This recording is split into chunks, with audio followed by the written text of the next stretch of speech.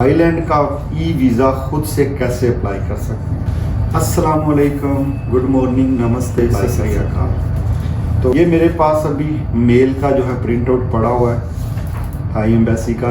ये सारा जो है ना मैं कॉपी पेस्ट जो है डिस्क्रिप्शन के अंदर कर दूंगा। इसके अंदर लिंक भी है, उस पर आप क्लिक करके जो है वीज़ा ले सकते हैं। तो अब थाई वीज़ा आप खुद से अप्लाई करके खुद से ही आप वीज़ा ले सकते हैं। आपको किसी एजेंट की ज़रूरत नहीं है। वीज़ा अप्लाई कर रहे हैं यूएई से, तो आपको क्या चाहिए? एक तो पासपोर्ट चाहिए जिसकी वैलिडिटी 6 मंथ होनी चाहिए, वो फ्रेश फ़ोटो चाहिए पासपोर्ट साइज़।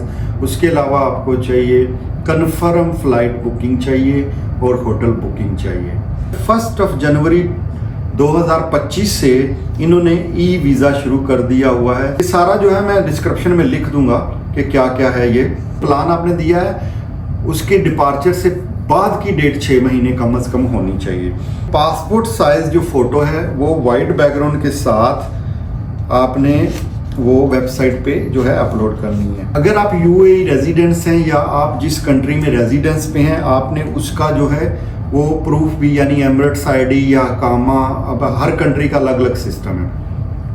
तो अगर आप यूएई में रह रहे हैं तो आपने अपना एमिरेट्स आईडी जो है वो अपलोड कर देना है। इसमें कौन कौन से लोग जो है रेजिडेंस वाले कर सकते हैं? Working visa, study and family visas, ये उन्होंने ऑप्शन दिए हुए हैं इसके अंदर कि आप ये सारे यानी वीज़ा अप्लाई कर सकते हैं। आगे वो बता रहे हैं कि travel booking confirmation must be confirmed round the trip ticket, यानी जो आपकी टिकट है वो आने जाने की कंफर्म होनी चाहिए और डायरेक्ट एयरलाइन से जो टिकट है आपने ली हुई होनी चाहिए। और जो आपने वो अपलोड करनी है ना, वो आपने जेन्युइन टिकट जो एयरलाइन इशू करती है वो करनी है। ना तो ईमेल आपने अपलोड करनी है और ना ही किसी एजेंट से लेके आपने फ़्लाइट जो है वो अपलोड करनी है, वरना आपका वीज़ा अप्रूव नहीं होगा। इसको आपने अपने माइंड में रख लेना है। तो उन्होंने मेंशन किया हुआ बकायदा, अगर आप इसको देखें ये ईमेल, खैर मैं मेंशन कर दूंगा डिस्क्रिप्शन में, जाके आप देख सकते हैं। तो इसके अलावा उन्होंने कहा जी होटल बुकिंग जो है वो भी आपने जो है थराइज यानी कि कन्फर्म होटल बुकिंग आपके पास होनी चाहिए, वो आपने अपलोड करनी है। अच्छा, होटल बुकिंग के बारे में ये चीज़, एक चीज़ आपने हमेशा माइंड में रखनी है, कन्फर्म होटल बुकिंग होनी चाहिए, ना कि पेड होटल बुकिंग। मैंने कभी भी पेड होटल बुकिंग। अच्छा, एक और चीज़ भी आती है, लोग कहते हैं यार मैंने तो होटल की करूँगा तो अच्छा लगेगा, हॉस्टल की करूँगा तो। भाई कोई भी किसी टाइप की भी कमोडिशन हो, वो कन्फर्म बुकिंग आप अपलोड कर सकते हो। एक चीज़ उन्होंने और यहाँ मेंशन की हुई है कि अगर उनको कोई एडिशनल डॉक्यूमेंट्स चाहिए तो वो आपसे दोबारा ईमेल पे मांग सकते हैं। इसमें 5 से 20 दिन का प्रोसेस लगेगा।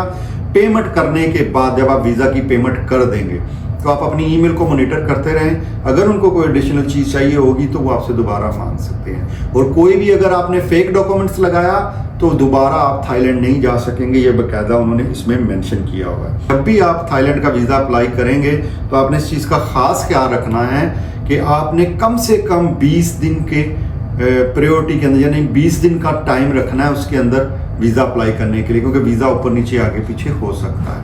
तो महीना पहले आप अप्लाई कर लें, 1 महीना पहले प्लान बना लें।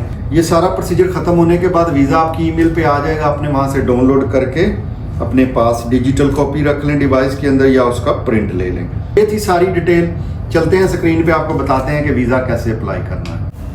तो जी ये ऐसे हम गूगल खोल लेंगे। गूगल के अंदर आपने लिखना है थाई एम्बेसी इन दुबई। मैं दुबई में हूँ इसलिए मैं ये लिख रहा हूँ। ये लिखने के बाद आपने इसको सर्च कर लेना है। जब आप इसको सर्च करेंगे तो इस तरह टॉप पे ही ये आ रही है और इसका एम्बेसी का बाकायदा एड्रेस भी नीचे लिखा हुआ है। तो इस तरह का इनका ऑफिशियल पेज है। ये पेज खुल गया, ऊपर ही आ रहा है ई वीज़ा। तो नीचे जो है, जो आप लास्ट वाला ऑप्शन है रीड मोर के ऊपर आपने सेलेक्ट किया। जब आप रीड मोर पे सेलेक्ट करेंगे तो आगे जो, तो जी इस तरह जो है आपने ये जो लिखा हुआ है www.thaievisa.go.th, इस पे सेलेक्ट करेंगे तो ये पेज खुल जाएगा। यहाँ एक्नॉलेज के ऊपर सेलेक्ट करेंगे। जब हम एक्नॉलेज के ऊपर क्लिक करेंगे तो इस तरह का पेज खुल जाएगा।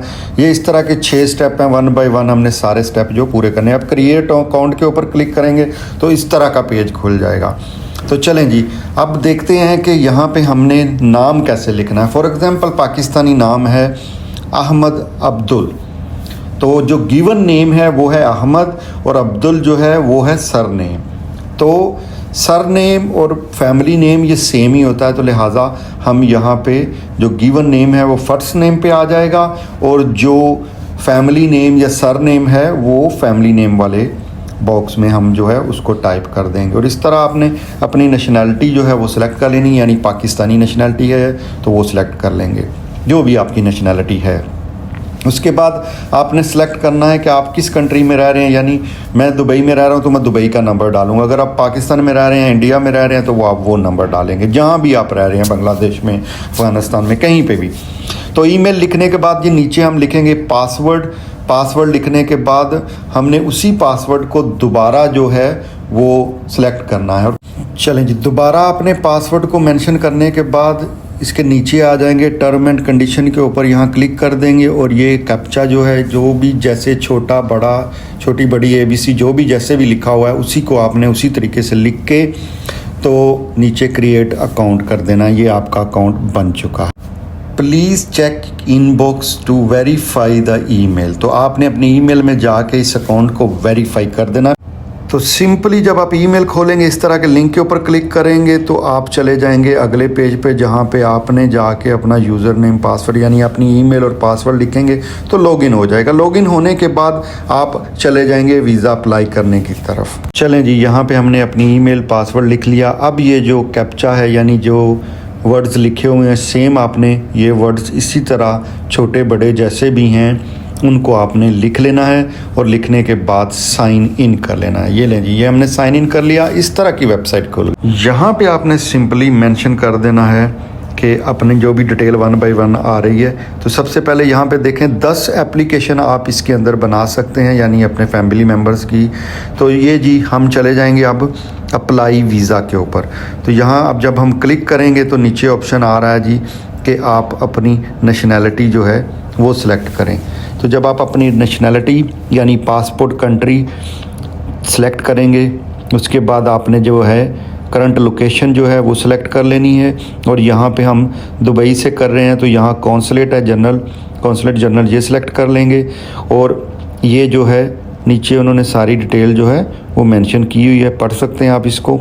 उसके अलावा पर्पस ऑफ विज़िट तो टूरिज़म आ जाता है और इसमें सारे ऑप्शन हैं, जो भी वीज़ा आप अप्लाई करना चाहते हैं आप सेलेक्ट कर रहे हैं। तो मैं टूरिज़म कर रहा हूँ तो ये यहाँ पे पूछ रहा है कि आपका क्या पर्पस है। तो सबसे लास्ट वाला ऑप्शन है टूरिज़म वाला, तो मैं उसको सिलेक्ट करूँगा और इस तरह से मैं चला जाऊँगा अगले स्टेप के ऊपर।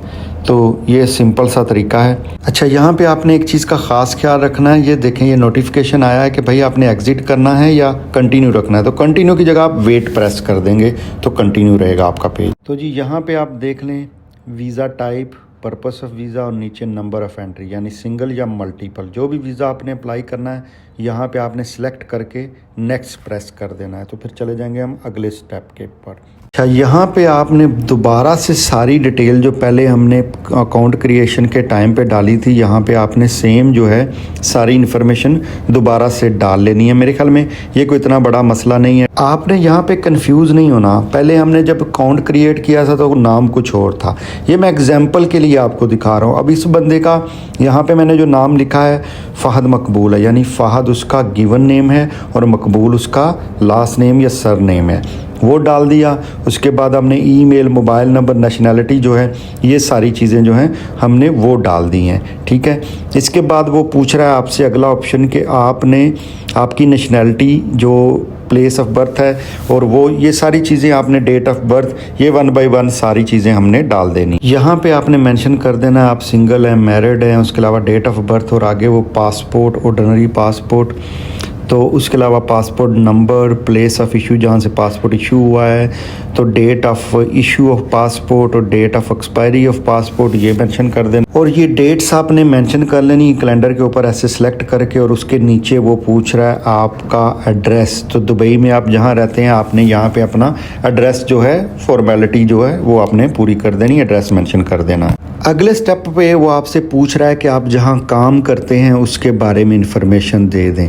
कि जो एरिया है आपका, जो प्रोफेशन है आपका। फॉर एग्जांपल इस ऑप्शन पे आपको ये सारे ऑप्शन दिखा रहा है। आप यहाँ पे लिख देंगे एम्प्लॉई। अगर आप बिजनेसमैन है तो बिजनेस सेलेक्ट कर देंगे, यहाँ पे कंपनी का नाम मेंशन कर देंगे।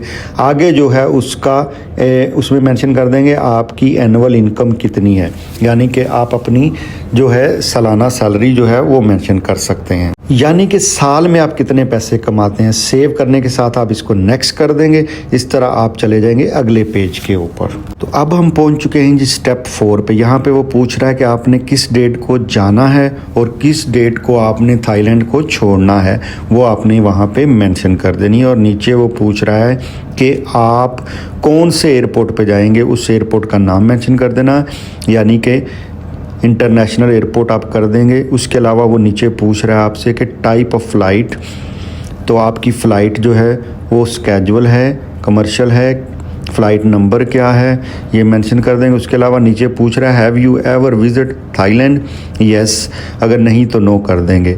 Have you visit ever applied for Thai visa, yes. Are you travelling as a part of tour group, yes, अगर नहीं तो नो कर देंगे। यानी पहले वो पूछ रहा है आपने कभी थाईलैंड ट्रैवल किया है, तो मैंने किया है, तो मैं कहूँगा यस। अगर आपने दूसरे में कि थाई का वीज़ा अप्लाई किया है, तो मैंने किया है, यस। अगर आप किसी ग्रुप के साथ जा रहे हैं तो यस, नहीं तो नो कर देंगे। तो ये चीज़ें आपने माइंड में रखनी। नीचे वो पूछ रहा है कि आपने किस होटल में रुकना है। जो भी आपका होटल है वो बुक कर लें। बुकिंग के बाद आप वहाँ होटल का नाम, एड्रेस मेंशन कर दें। अच्छा, अगर आपके पास booking.com पे होटल का पूरा एड्रेस नहीं आ रहा है तो आपने क्या करना है, आपने सिंपली जाके गूगल पे उस होटल का नाम लिखना है जो आपने booking.com से या किसी भी वेबसाइट से आपने बुक की हुई है, उसका एड्रेस निकाल के वहाँ से कॉपी पेस्ट आप यहाँ पे बुक जो आपकी एप्लीकेशन है यहाँ पे आप लिखते जाएंगे 1 बाय 1। तो अब हम नेक्स्ट पे प्रेस करेंगे। जब हम नेक्स्ट के ऊपर क्लिक करेंगे तो हम चले जाएंगे अगले पेज के ऊपर। अब बारी है यहाँ पे डॉक्यूमेंट्स अपलोड करने की। जब हम डॉक्यूमेंट्स को अपलोड कर लेंगे, डॉक्यूमेंट्स अपलोड करने के बाद फिर हमने पेमेंट के ऑप्शन पे चले जाना है।